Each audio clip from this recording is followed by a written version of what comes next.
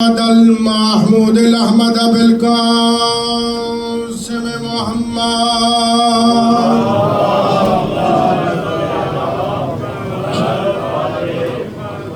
والصلاة والسلام على أخيه وابن عمه ووارث علم الأولين والآخرين اسد اللہ الغالب غالب علی کل غالب مولانا ابی الحسن علی ابن ابی طالب صلوات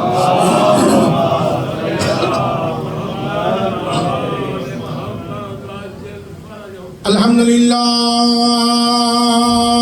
الذي نور قلوبنا بولایت علی ابن ابی طالب الحمدللہ الذي نور قلوبنا بمصائب الحسین والصلاة والسلام على أهل بيته الطيبين الطاهرين المعصومين واللعنة الدائمة على أعدائهم ملعونين أما بعد بسم الله الرحمن الرحيم والتين والزيتون والطور سينين وهذا البلد الأمين لقد خلقنا الإنسان في أحسن تقويم صلوات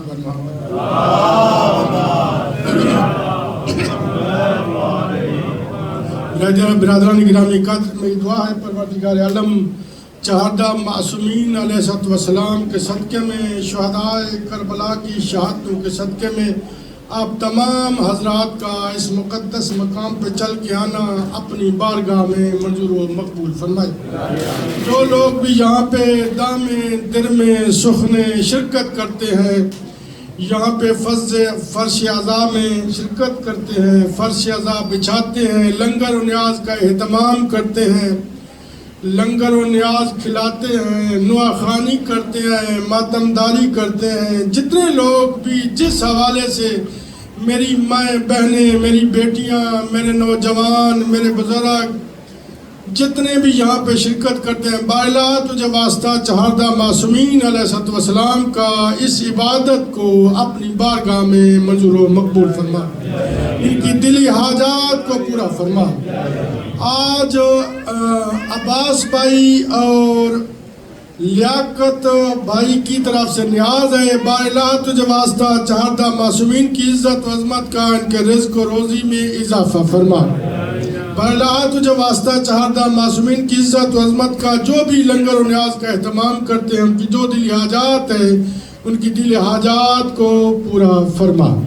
جو بھی نیاز دینے والے ہیں، ارادہ رکھتے ہیں آنے والے دنوں میں نیاز دیں گے، بالا تو علام الغیوب ہے، تو بہتر جانتا ہے، لوگوں کے دلوں کو جانتا ہے، بالا ان کی اس نیاز کو اپنی بارگاہ میں منظور و مقبول فرما۔ برادران گرامی قدر، ہمارا موضوع کمالات انبیاء اور فضائل اہل بیت، انتہائی اہم ترین گفتگو آپ کی خدمت عالیہ میں بیان کرنی ہے۔ رب ذوالجلال نے آغاز سے ہی جب انسان کو خلق کرنا چاہا تو پروردگار عالم نے رب ذوالجلال نے انسانیت کی جتنے بھی ضروریات تھیں تمام کا بندوبست کیا، یعنی جو بھی آنے والے زمانے میں انسان کی ضرورت ہو سکتی ہے، احتیاج ہو سکتی ہے، اللہ تعالیٰ نے اس ہر احتیاج کا، ہر نیسسٹی کا، ہر ضرورت کا اللہ نے اہتمام کیا. کوئی زمانہ ایسا نہیں گزرا کہ انسان کو کوئی چیز ضروری ہو اور وہ موجود نہ ہو. اس لیے اللہ تعالیٰ نے انسانیت کی ہدایت کے لیے بھی اللہ نے لا تعداد نعمتوں کو خلق کیا اور اس دنیا میں بھیجا. یہ اللہ کا کرم ہے، اللہ کا فضل ہے، اللہ کی قدرت کاملہ کا کتنا کرم اور رحم اور فضل ہے کہ اللہ نے ایک لمحہ بھی انسان کو بغیر ہدایت کے نہیں چھوڑا. یہ گفتگو آپ کو یاد ہونی چاہیے. کسی تاریخ کے کسی زمانے میں بھی کوئی ایسا لمحہ بھی نہیں گزرا کہ لمحہ ہو اور ہادی نہ ہو. لہذا ضروری ہے کہ ہر زمانے میں اللہ کا ہادی رہے. اور اللہ نے پروردگار عالم نے فقط ہادی نہیں بھیجے بلکہ ہادیوں کے ساتھ ایک نصاب تعلیم بھی بھیجا. اس نصاب تعلیم کو ہم کہتے ہیں تورات، زبور، انجیل، قرآن. اللہ نے ہر زمانے میں انسانیت کے لیے ساتھ میں کتابیں صحائف بھی بھیجی تاکہ یہ میرے انبیاء، یہ میرے مرسلین، یہ میرے نمائندے، یہ میری طرف سے منتخب کیے ہوئے رہبر و رہنما یہ ان کو سنائیں اور یہ راہ راست پر آ جائیں. ان تمام کا مقصد کیا تھا؟ بڑی توجہ چاہتا ہوں، میں پوری اپنے مقدمے کا نتیجہ دینے لگا ہوں. اس بات کا مقصد کیا تھا؟ انبیاء کو بھیجنے کا مقصد کیا تھا؟ مرسلین کو بھیجنے کا مقصد کیا تھا؟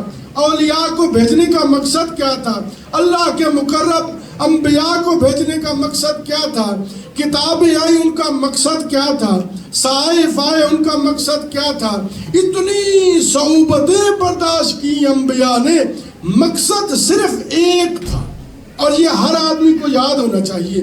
اور وہ مقصد یہ تھا کہ انسان راہ راست پہ آ جائے،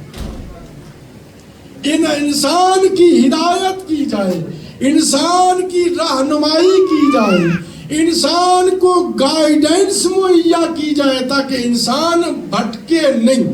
اور اللہ نے یہ ایک سلسلہ قائم کیا جس طرح ایک بچہ، توجہ چاہتا ہوں میرے بھائی، توجہ چاہتا ہوں، جس طرح ایک بچہ پہلی میں جاتا ہے، پہلی کلاس میں، بڑا ہوتے ہوتے ہوتے وہ ماسٹر کی کلاس میں چلا جاتا ہے، وہ پھر پی ایچ ڈی میں چلا جاتا ہے، وہ ڈاکٹریٹ کرتا ہے.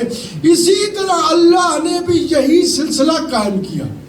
اللہ کی قانون قدرت میں کوئی تبدیلی نہیں ہے. کیسے میں آپ کو یہ منطق اور فلسفے کی بحث ہے، میں اتنے آسان انداز میں سمجھاؤں گا کہ آپ کو لطف آئے گا. یہ انبیاء و مرسلین کے بارے میں بات کر رہا ہوں اور اتنا لطف آئے گا کہ آپ کو سرور آئے گا. دیکھیں جس طرح اللہ نے کسی، تھوڑا سا اس کو اونچا کر دیں جی، صلوات پر محمد و آل محمد، بس ٹھیک ہے.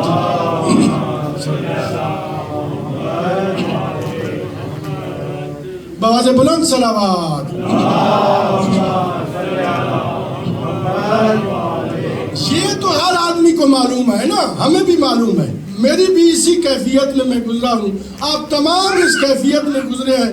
بچے تھے، ہمیں ماں باپ نے نرسری میں بھیجا، ہم پھر اسی طرح پڑھتے پڑھتے ماسٹر تک یونیورسٹی میں پہنچ گئے. ہم یونیورسٹی میں پہنچ گئے. کیوں؟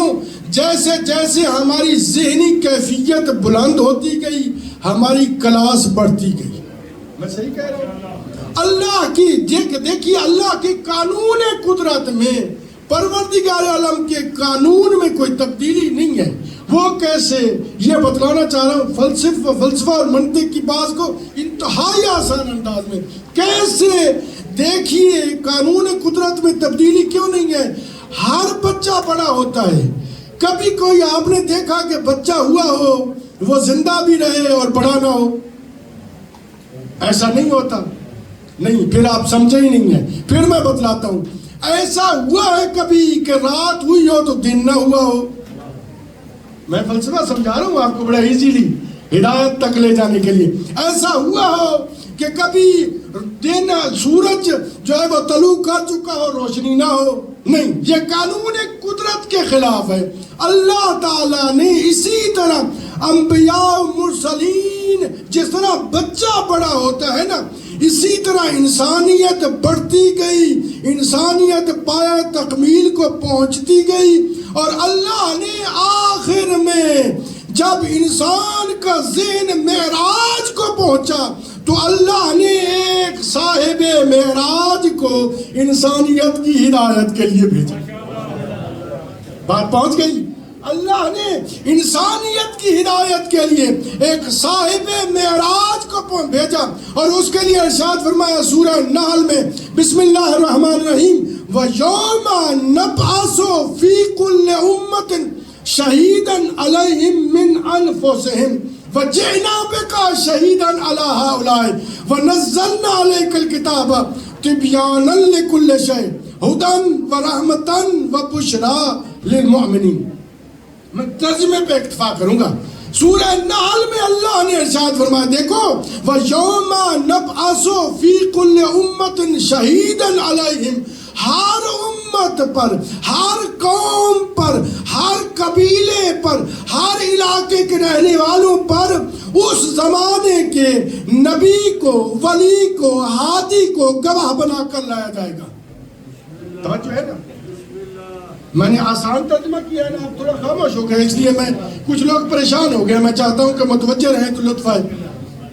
ہر قوم پر اس زمانے کے لوگوں کے اوپر ہادی کو گواہ بنا کر لایا جائے گا۔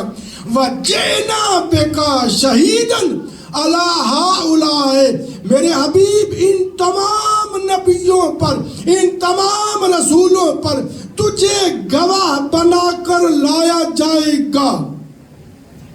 نبی ہوں گے، شادی کے پلان، نبی ہوں گے اپنی امت پر گواہ، اور رسول ہوں گے اپنی امت پر گواہ۔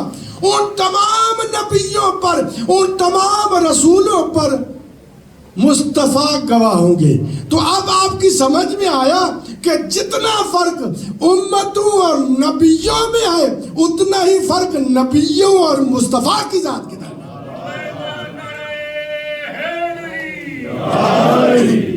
ہے نا، اتنا ہی فرق ہے۔ اور ارشاد فرمایا وَجِئْنَا بِكَ شَهِيدًا عَلَى هَؤُلَاءِ وَنَزَّلْنَا عَلَيْكَ الْكِتَابَ تِبْيَانًا لِكُلِّ شَيْءٍ، اور میرے حبیب میں نے تجھ پر قرآن نازل کیا تبیاناً، اور اس کی خصوصیات بیان کی ہے اسی سورہ میں۔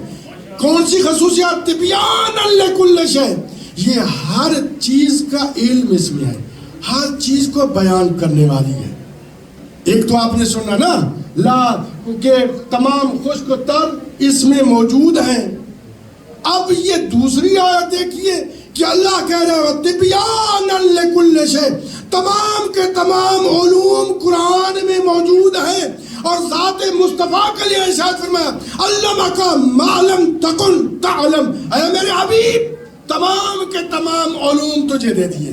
قرآن میں تمام علوم، مصطفیٰ تمام علوم کے عالم۔ قرآن کی دوسری صفت کیا ہے؟ وَهُدًى، اور یہ کتاب ہدایت ہے۔ قرآن کی ہدایت یعنی رہنمائی کرنے والی، گائیڈنس۔ کاش ہم قرآن کو گائیڈنس ہی سمجھ لیتے، گائیڈنس لیتے۔ یہی تو جو ہمارے عشرے کا عنوان ہے نا، دیکھیے میرے بھائی، یہی تو مقصد ہے۔ عشرہ محرم الحرام برپا کرنے کا مقصد کیا ہے؟ کہ قرآن سے گائیڈنس لی جائے، اہل بیت سے گائیڈنس لی جائے، رہنمائی لی جائے۔ اور دوسری خصوصیت قرآن مجید کی وَهُدًى، اور یہ کتاب ہدایت ہے۔ پیغمبر اسلام کی ذات کے لیے ارشاد فرمایا اِنَّكَ لَتُهْدِي إِلَىٰ صِرَاطٍ مُسْتَقِيمٍ، اے میرے حبیب تو صراط مستقیم کی طرف ہدایت کرنے والا ہے۔ تمام اشیاء کا علم قرآن میں، تمام اشیاء کے عالم مصطفیٰ کی ذات، قرآن ہدایت، مصطفیٰ ہدایت کرنے والے۔ اور تیسری خصوصیت کیا ہے؟ وَرَحْمَةً، اور یہ کتاب رحمت ہے۔ یہ فقط ہدایت نہیں ہے، یہ رحمت ہے پورے عالمین کے لیے۔ یہ قرآن مجید رحمت ہے۔ اور پیغمبر اسلام کی ذات کے لیے ارشاد فرمایا وما ارسلناک الا رحمت للعالمین، اے میرے حبیب تجھے رحمت للعالمین بنا کر بھیجا۔ اور چوتھی خصوصیت وبشریٰ للمؤمنین، اور یہ قرآن مجید خوشخبری ہے کن کے لیے؟ مومنین کے لیے۔ یہ قرآن مجید خوشخبری ہے مومنین کے لیے۔ اور پیغمبر اسلام کے لیے ارشاد فرمایا یا ایھا النبی انا ارسلناک شاہدا و مبشرا و نذیرا، اے میرے حبیب تجھے شاہد بنا کر بھیجا، نذیر بنا کر بھیجا، اور بشیر یعنی خوشخبری سنانے والا بنا کر بھیجا۔ قرآن تمام علوم، قرآن میں تمام علوم کے عالم مصطفیٰ کی ذات، قرآن ہدایت، مصطفیٰ ہدایت کرنے والے، قرآن مجید رحمت، مصطفیٰ رحمت للعالمین، قرآن مجید خوشخبری، مصطفیٰ خوشخبری سنانے والے۔ میں یوں کیوں نہ کہہ دوں کہ علم الہی جب لفظوں میں ڈلا تو قرآن بنا، اور علم الہی جب پیکر انسانیت میں ڈلا تو مصطفیٰ بنے۔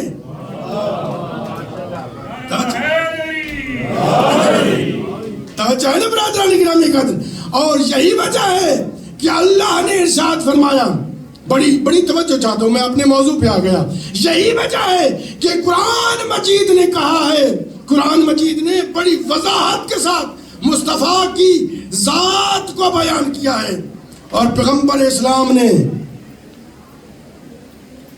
اس طرح قرآن مجید تلاوت کی کہ ایک شاعر نے کیا خوب کہا، سن کر تیری زبان سے اے افصح العرب، افصح کہتے ہیں جو سب سے زیادہ فصیح ہو، بلیغ ہو، سن کر تیری زبان سے اے افصح العرب، خود لطف آ گیا خدا کو بھی اپنی کلام سے۔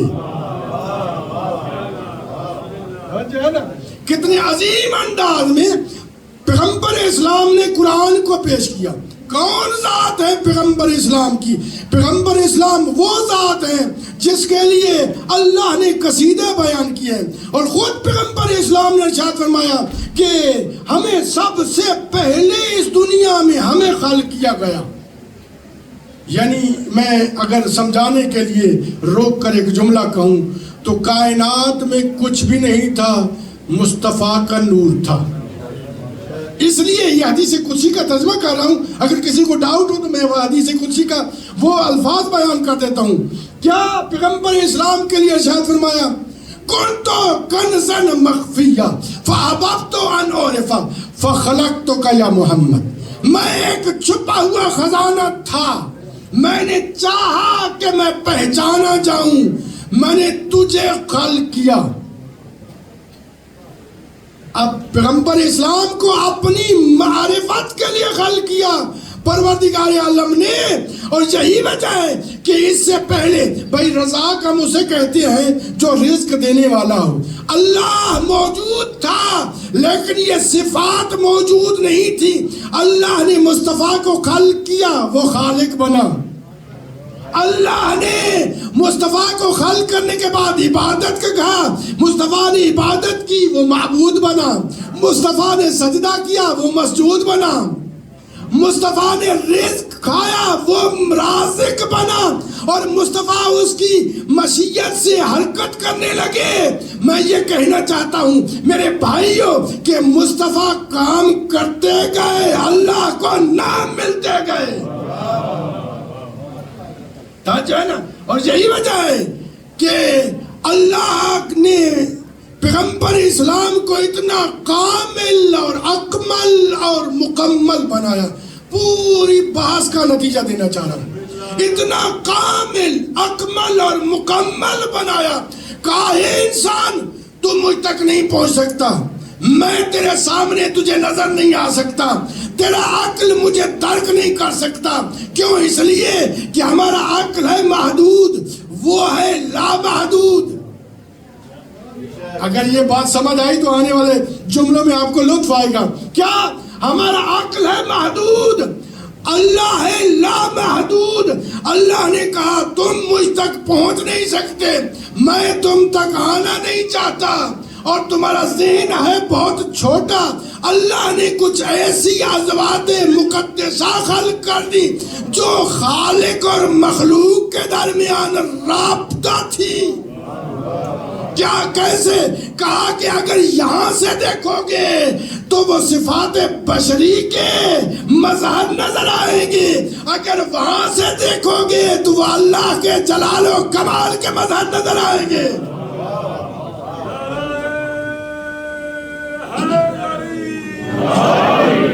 اسی لیے کسی شاعر نے کیا خوب کہا، آیا نہ پھر رسول کوئی مصطفیٰ کے بعد، بڑی توجہ چاہتا ہوں، آیا نہ پھر کوئی رسول مصطفیٰ کے بعد، حاجت ہی کیا تھی حضرت خیر الورا کے بعد. جو اردو سمجھتے ہیں اور میری طرف متوجہ ہے لطف آئے گا. آیا نہ پھر کوئی رسول مصطفیٰ کے بعد، حاجت ہی کیا تھی حضرت خیر الورا کے بعد. میں اس سے بڑھ کے اور تیری شان میں کیا کہوں، میں اس سے بڑھ کے اور تیری شان میں کیا کہوں. عظمت میں تو عظیم ہے رب العلا کے بعد. بآواز بلند صلوات.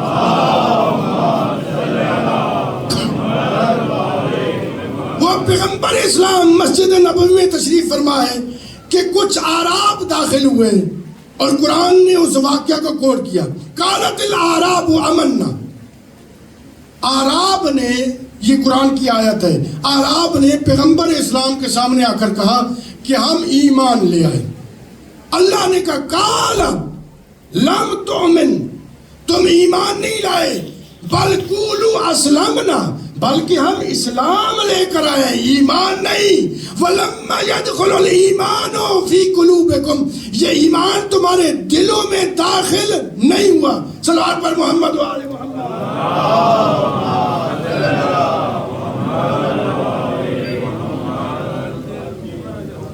بآواز بلند صلوات.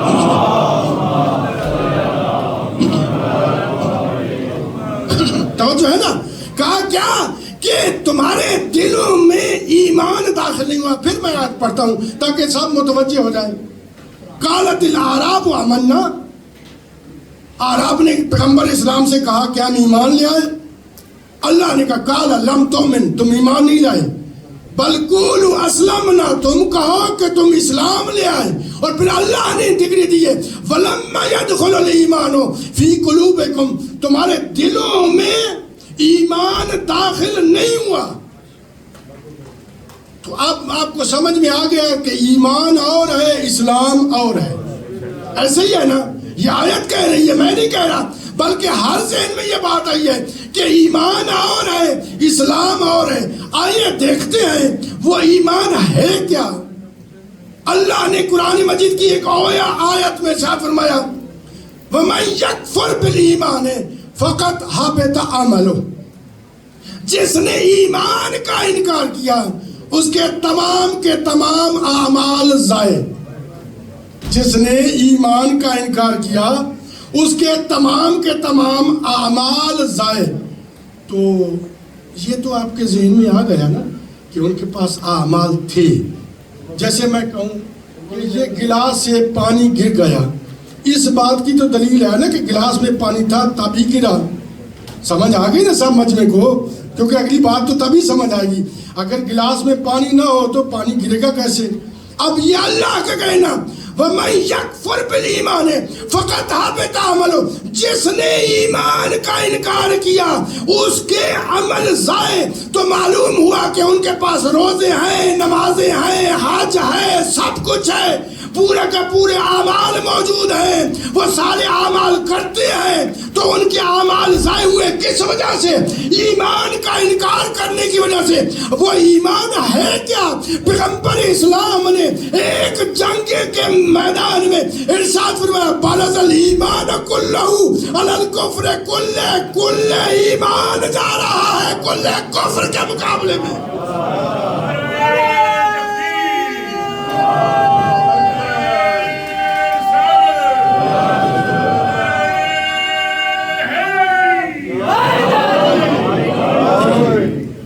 باز بلند صلوات.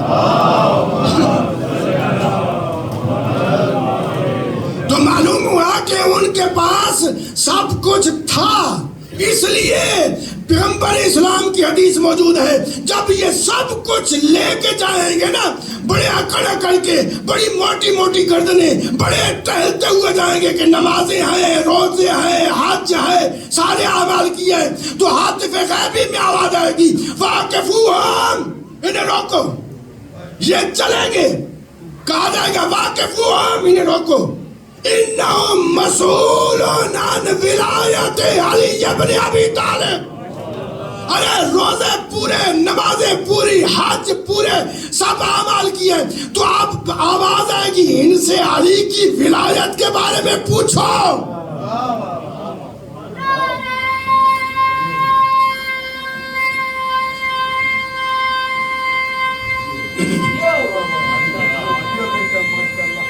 تھوڑا تھوڑا آگے ہوا ہے, انتظامیہ کر رہے ہیں, تھوڑا تھوڑا آگے ہو جائے. صلوات پر محمد و آل محمد. تھوڑا تھوڑا آگے ہو جائے, انتظامیہ کہہ رہی ہے.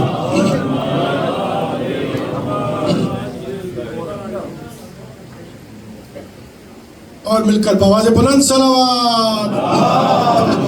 کیا آواز آئے گی؟ واقفوہم, انہیں روکو.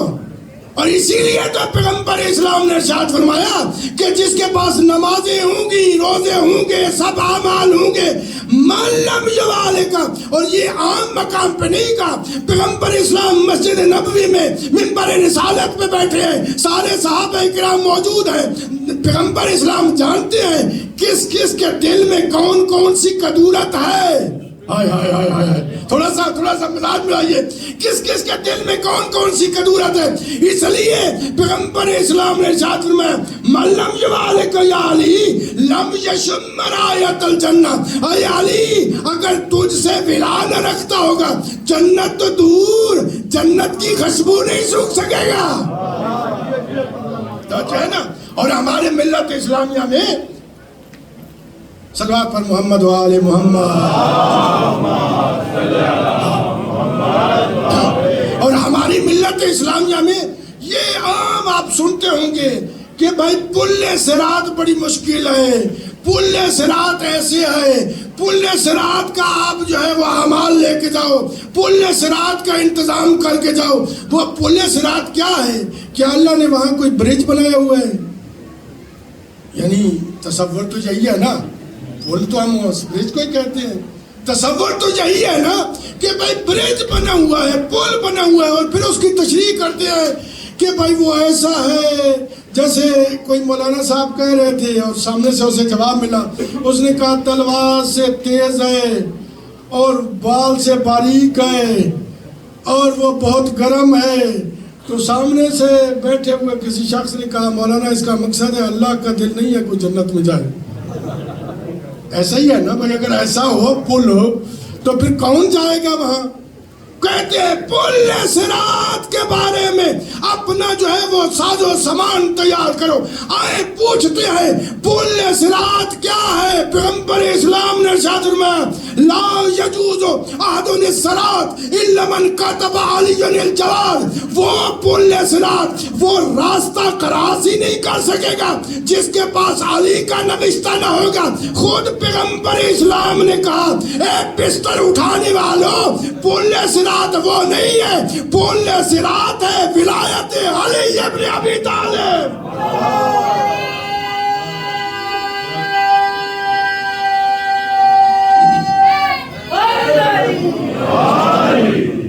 برادران گرامی کا, اور یہی وجہ ہے کہ شاہ عبد العزیز محدث دہلوی اپنی کتاب سر الشہادتین میں لکھتے ہیں کہ اللہ نے, میں اپنی موضوع سے باہر نہیں جا رہا, اسی موضوع پہ رہوں گا, اللہ نے جتنے فضائل انبیاء کو دیے ہیں وہ تمام کے تمام جمع کر کے اللہ نے مصطفیٰ کو دیے. یہ ان کا عقیدہ ہے, میرا نہیں. وہ کیا کہتے ہیں, آدم کے پاس علم تھا وہ ان کو ملا, آدم والا علم ان کو ملا, نوح کے پاس علم تھا مصطفیٰ کو ملا. یہ میرا عقیدہ نہیں ہے, میں یہ آن دی ریکارڈ بات کر رہا ہوں. کیا کہ نوح کا علم ملا, موسیٰ کے پاس کلمہ اللہ تھی وہ مصطفیٰ کو ملی, ایوب کا صبر ملا، یوسف کا حسن ملا، یعقوب کا حزن ملا، عیسیٰ کی روحانیت ملی، مسیحائی ملی، یہ سارے کے سارے کس کو ملے؟ ان سے مصطفیٰ کو ملے۔ نعوذ باللہ من ذالک، میں کہتا ہوں ایسا نہیں ہے، بلکہ یہ سارے کی ساری صفات مصطفیٰ میں تھیں۔ آپ اتنے خاموش، لگتا ہے میں پشتو پڑھ رہا ہوں۔ صلوات پر محمد و آل محمد۔ نہیں ایسا نہیں، مل کر ذرا مل کر عبادت سمجھ کر میرے چھٹے تاجدار ولایت ارشاد فرماتے ہیں کہ کبروا اصواتکم بالصلاۃ طہارۃ و تنزیۃ۔ میرے آقا فرماتے ہیں کہ صلوات جب بھی پڑھا کرو اونچی آواز میں پڑھا کرو، اس کے فوائد میرے امام نے ارشاد فرمائے تمہارے روح کی پاکیزگی ہوگی، تمہاری حالات کی مشکلات ختم ہوں گی۔ اور یہ صلوات اب اس طرح ٹوٹے ہوئے پڑھ رہے ہیں جیسے پتہ نہیں کہاں آئے ہوئے ہیں۔ مل کر بآواز بلند صلوات۔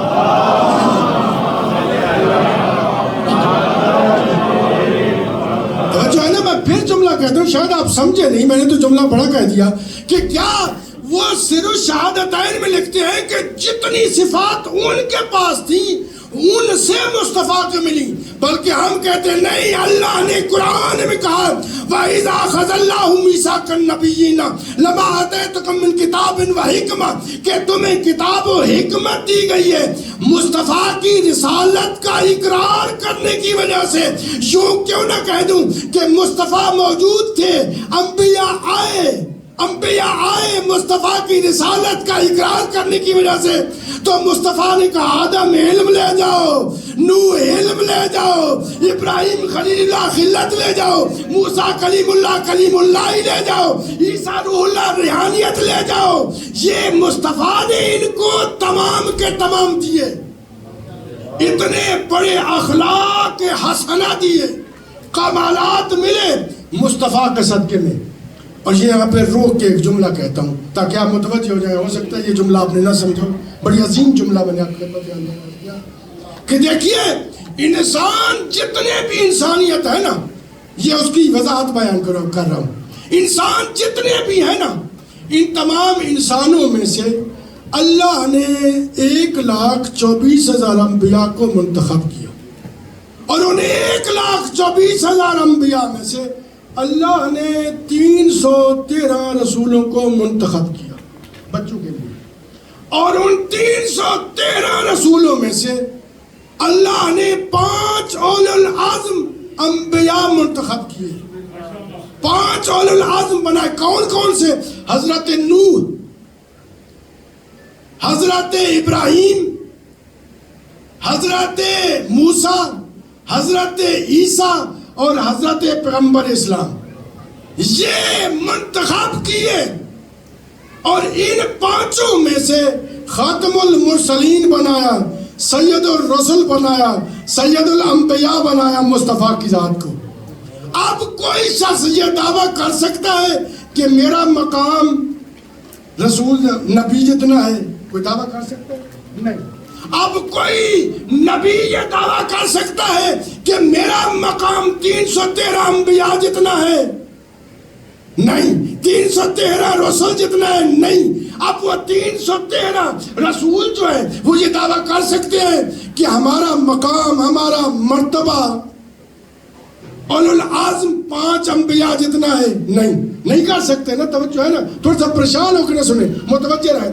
اب وہ 5 اولو العزم جب یہ دعویٰ نہیں کر سکتے کہ ہمارا مقام اور مرتبہ مصطفیٰ جتنا ہے، میں کہتا ہوں یہ عجیب ہے مولوی جو کہتا ہے کہ مصطفیٰ ہم جیسا، ہم مصطفیٰ جیسے۔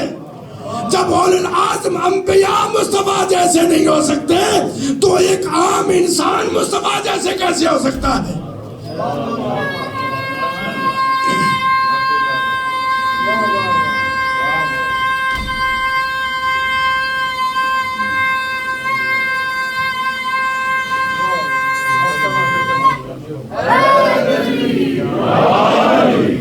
یہی وجہ ہے میں عموماً، آپ نے بڑے عرصے سے مجھے سن رہے ہیں، میں عموماً کسی سنی کی بات، کسی اپنے بھائی کی بات کو کوٹ نہیں کرتا، لیکن آج دوسری بات کوٹ کر رہا ہوں. کیوں؟ اس لیے کہ بڑی اہمیت ہے اس بات میں.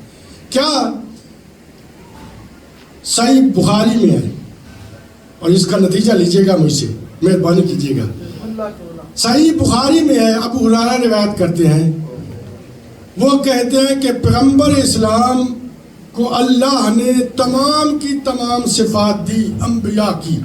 تو میں کہتا ہوں اگر تمام صفات انبیاء کی ملی تو حضرت نوح کو 2250 برس زندگی ملی، یہ تو مصطفیٰ کو نہیں ملی. حضرت عیسیٰ روح اللہ کو غیبت ملی، یہ تو مصطفیٰ کو نہیں ملی. کوئی ہونا چاہیے مصطفیٰ کے بعد مصطفیٰ کا بیٹا جو اتنی طویل زندگی بھی پائے، غیبت بھی ہو.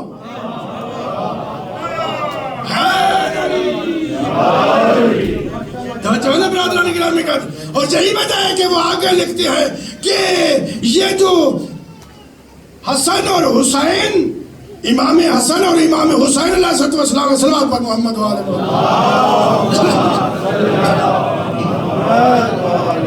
یہ جو ہے نا، یہ مشابہ تھے رسول اللہ کے. کیسے مشابہ تھے کہ سر سے لے کر کمر تک حسن مشابہ تھا رسول کے، کمر سے لے کر پاؤں تک حسین مشابہ تھے رسول کے.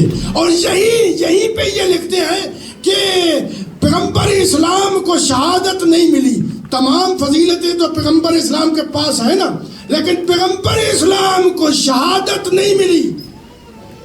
اور شہادت ملی ان کے بدلے میں ان کے بیٹوں کو، حسن اور حسین کو شہادت ملی. تو اب یہ تو مان لو نا کہ حسن کی شہادت رسول کی شہادت ہے، حسین کی شہادت رسول کی شہادت ہے. اگر یہ مان لیا تو یہ بھی ماننا پڑے گا حسن کا قاتل رسول کا قاتل ہے. نہیں سمجھے ہی نہیں آپ؟ حسین کا قاتل رسول کا قاتل ہے. توجہ ہے نا بھائی، یہ تو ماننا پڑے گا کیونکہ یہ آپ کی کتاب میں موجود ہے. یہی وجہ ہے کہ جو وارث شریعت تھا، جو وارث قرآن تھا، جب قرآن کی حقانیت کے بات آئی، جب قرآن کی حفاظت کی بات آئی، جو وارث قرآن تھا وہ اٹھا، جو وارث شریعت تھا وہ گیا. اور کہاں گیا؟ جو شریعت کا بانی تھا، مصطفیٰ کی قبر پہ. حسین نے جب دیکھا کہ یہ نانے کی امت مجھے شہید کرنا چاہتی ہے، تو سب سے پہلے روایتوں میں ملتا ہے کہ حسین کہاں گئے؟ اپنے نانا کی قبر پہ. اور عجیب بیان ہے حسین کے، تاریخ میں یہ چیزیں موجود ہیں، کاش کوئی محنت کرے. میرے آقا امام حسین چلتے ہوئے گئے اور تاریخ میں ملتا ہے اپنے آپ کو نانا کی قبر پہ گرا دیا، اور گرا کے کہنے لگے، نانا دیکھو نا، تیری امت مجھے قتل کرنا چاہتی ہے. نانا تیری امت قرآن مٹانا چاہتی ہے. نانا تیری امت شریعت ختم کرنا چاہتی ہے. اور پھر ایک مرتبہ میرے آقا حسین کو جلال آیا، کہا، نانا میں آپ کی قبر پہ وعدہ کر کے جا رہا ہوں، نانا اگر تیرا دین میری شہادت کے بغیر نہ بچا تو میں اپنی شہادت پیش کر دوں گا. اور نانا میں اکیلا نہیں جا رہا.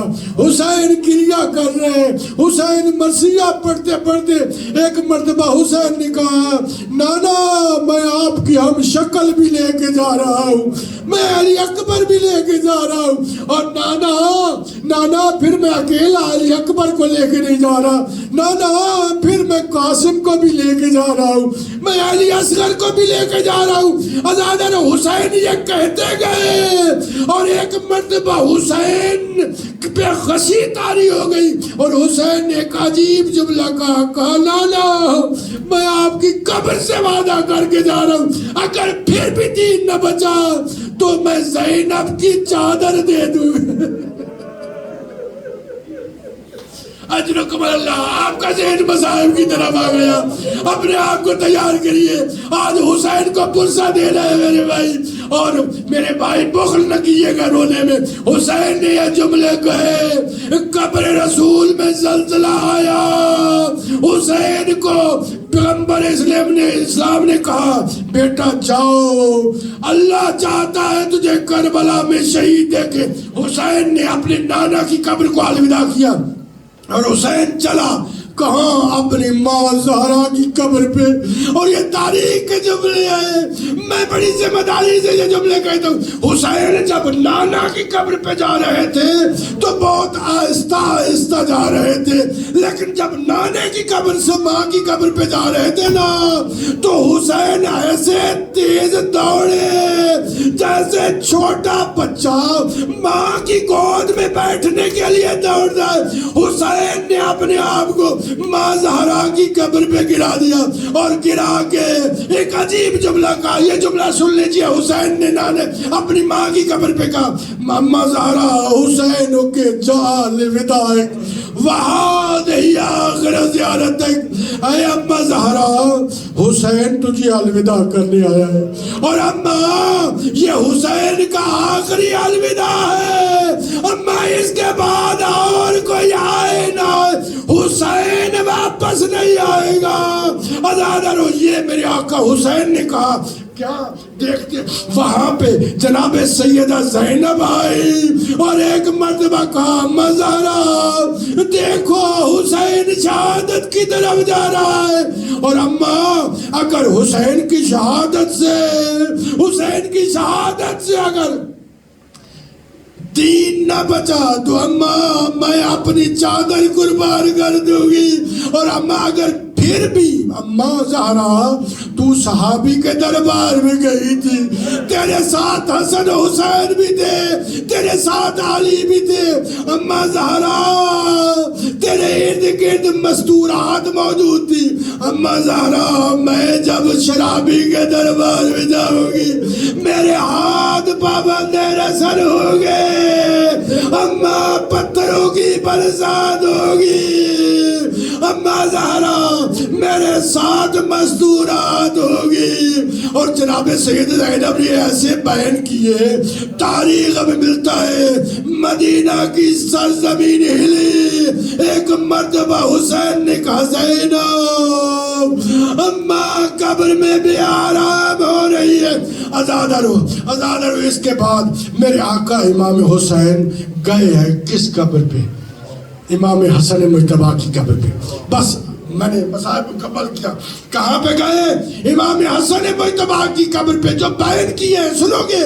کہا بھائی حسن تیری شہادت کے بعد تجھے تیر مارے گئے، تیرے جنازے پہ تیر لگے، ہائے میرا جنازہ تیروں پہ ہوگا، ہائے تیرے جنازے پہ تیر لگے نا حسن، میں حسین کے جنازے میں گھوڑوں کو دوڑایا جائے گا۔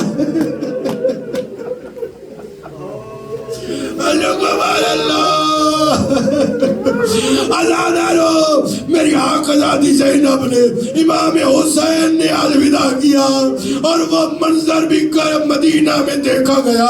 یہ ایک راوی ہے پیغمبر اسلام کا صحابی، یہ کہتا ہے میں مدینہ سے باہر کا رہنے والا تھا، میں نے دیکھا مدینہ سوگوار تھا، میں جب اندر داخل ہوا رسول کی شہادت سے بھی زیادہ سوگوار تھا، مدینے والے رو رہے تھے، ہر مدینے والے ایک دوسرے کے گلے میں بائیں ڈال کے رو رہے تھے، اور ہر گھر سے آواز آ رہی تھی ویران ہوا مدینہ، مدینہ سے سادات جا رہے ہیں۔ یہ کہتا ہے میں یہ منظر دیکھا، لیکن میں چلتے چلتے آیا کہاں؟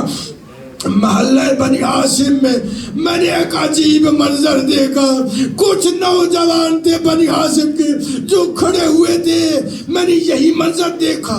ایک مرتبہ ایک جوان نے کہا عباس محمل لائے جائے، محمل آئے، میں دیکھتا رہا ایک مزدور گھر سے نکلی، میں دیکھتا رہا ایک نوجوان آگے بڑھا، اسے سوار کیا۔ میں نے کہا یہ مزدور کون ہے، سوار کرانے والا کون ہے؟ کہا گیا یہ ام لیلا ہے، سوار کرانے والا علی اکبر ہے۔ پھر ایک مزدور آئی، ایک نوخیز نوجوان آگے بڑھا۔ میں نے پوچھا یہ کون ہے؟ کہا یہ ام فروا ہے، سوار کرانے والے قاسم ہے۔ پھر ایک اور مزدور آگے بڑھی، میں نے دیکھا ایک نوجوان بڑی ہیبت والا آگے بڑھا۔ میں نے کہا یہ کون ہے؟ کہا یہ ام کلثوم ہے، سوار عباس کرا رہی ہے۔ یہ کہتا ہے میں یہ منظر دیکھتا رہا، مستورات سوار ہوتی رہی۔ یہ کہتا ہے میں نے عجیب منظر دیکھا، ایک بی بی نے اپنے گھر سے باہر قدم رکھا اور عباس نے تلوار کو نیام سے نکالا اور کہا واحجاب الحجاب الحجاب۔ میں نے کہا یہ کون ہے، یہ کون ہے بی بی جو آگے آ رہی ہے؟ یہ میں نے پوچھا، میں نے دیکھا، کیا دیکھا؟ حسین بھی آگے بڑھے، علی اکبر بھی آگے بڑھے، قاسم بھی آگے بڑھے، عباس بھی آگے بڑھے، اور ایک مرتبہ اس بی بی کو سوار کرانا چاہ رہے ہیں، وہ بی بی سوار نہیں ہو رہی۔ میں نے دیکھا وہ بی بی انکار کر رہی تھی۔ میرا دل کہتا ہے ایسا ہوا ہوگا بی بی نے کہا ہوگا مجھے وہ سوار کرائے جو 11 محرم الحرام کو ایک مرتبہ سجاد آگے بڑھے۔ حضرکم اللہ، حضرکم اللہ۔ اور اپنی طرح گریہ کو بلند کیجئے۔ یہ کہتا ہے میں نے دیکھا یہ بیبیاں سوار ہوئی، یہ کہتا ہے منظر عجیب تھا، میری آنکھوں میں آنسو تھے لیکن میرا گریہ بلند ہوا۔ کب؟ میں نے دیکھا یہ بیبیاں جب بھی سوار ہونا چاہتی تھی نا، ایک 7 سال کی بچی تھی، ایک 7 سال کی بچی تھی، جو بھی مزدور باہر نکلتی وہ دونوں ہاتھ باندھ کے کہتی مجھے ساتھ لے چلو، میں بھی آپ کے ساتھ جانا چاہتی ہوں۔ جب یہ مزدورات سوار ہو چکی نا، وہ آئی ہے اس محمل کے قریب جو ہم شکل نبی تھا، دونوں ہاتھ باندھ کے کہتی ہے بھائیا مجھے اپنے ساتھ لے چلو۔ حسین کا قافلہ چلا، میں نے مسائل مکمل کر لیا، آخری جملہ اور ہر آنکھ میں آنسو ہوگا۔ یہ کہتا ہے جب محمل چلے میں دیکھتا رہا، یہ بچی 7 سال کی بچی گھر کے باہر کھڑی تھی، میں حیرت سے دیکھ رہا تھا۔ محمل چلے اور آگے آگے حسین تھے، پیچھے پیچھے عباس تھے۔ یہ محمل اٹھے اور جب چلنے لگے، یہ جب اس گلی کے آخر میں پہنچے، جب یہ نظروں سے اوجھل ہونے لگے تو وہ 7 سال کی بچی جس نے برقع پہنا ہوا تھا اور وہ دوڑتے ہوئے کہہ رہی تھی محلہ نو محلہ یا ابھی، اے میرے بابا ذرا آہستہ، بابا ذرا آہستہ، اگر مجھے ساتھ نہیں لے جانا ایک مرتبہ مجھے علی اصغر ملا دو۔ حضرکم اللہ۔ بس آخری جملہ اور زحمت تمام آزاد آلو یہ کہتے ہیں کہ جیسے ہی یہ قافلہ، اس بی بی نے 7 سال کی بچی نے کہا نا اے بابا رک جاؤ، بابا مجھے علی اصغر سے ملا دو، یہ کہتے ہیں کہ محمل رکے، سب بیٹھے۔ ایک مرتبہ وہ 6 ماہ کے بچے کو دیا، جب 6 ماہ کے بچے جناب سغرا کو دیا نا، جناب سغرا نے اپنے بھائی کے رخساروں پہ بوسے لیے، پیشانی کا بوسہ لیا۔ ایک مرتبہ حسین نے کہا رباب علی اصغر لے لو، جناب رباب گئی علی اصغر نہیں آئے، جناب ام لیلا گئی علی اصغر نہیں آئے، سب بیبیاں گئی بلاتی رہی علی اصغر نہیں آئے، آخر میں حسین گئے۔ 7 سال کی بچی جو رونے کے لیے میری طرف دیکھو، نیچے اترے، 7 سال کی بچوں کے رخساروں پہ ہاتھ رکھے اور پیشانی پہ بوسہ لے کے ایک مرتبہ کہا سغرا میں علی اصغر کے کان میں کوئی بات کرنا چاہتا ہوں. سغرا نے کہا بابا کہہ دو. ایک مرتبہ امام حسین نے 6 ماہ کے بچے میں کان میں کوئی جملہ کہا. علی اصغر نے سغرا کو چھوڑا. سغرا نے کہا بابا کیا کہا؟ میرے آقا حسین نے کہا بیٹی میں نے کہا 10 محرم کو تیرے حصے کا تیر. اس وقت سغرا رو کے کہتی ہے بابا یہ کیوں نہیں کہتے کہ شہادت کی طرف جا رہے ہو؟ بابا یہ آپ کا آخری الوداع ہے. بابا پھر زندگی میں نہ مل سکو گی.